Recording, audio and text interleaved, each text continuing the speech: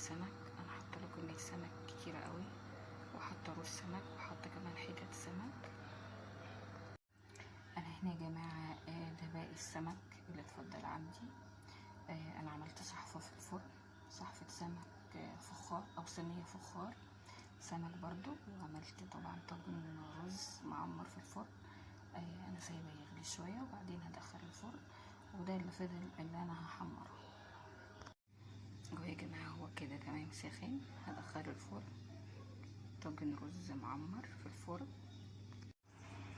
اهو يا جماعه. انا حاطه دي في الطبق، وهجيب كده اول حته معانا، وهجيب معلقه دلوقتي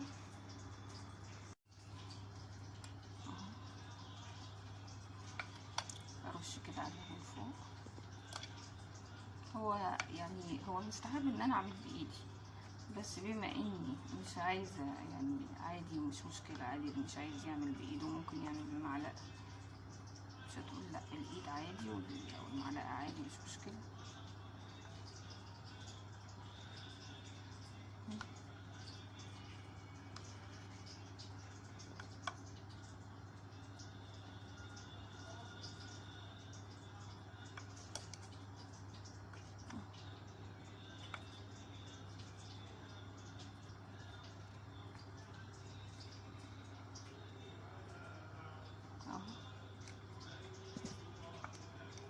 اهو كده تمام.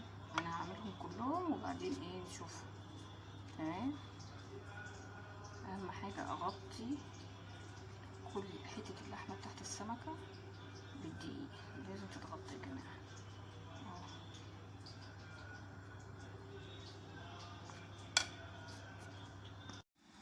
بصوا يا جماعه،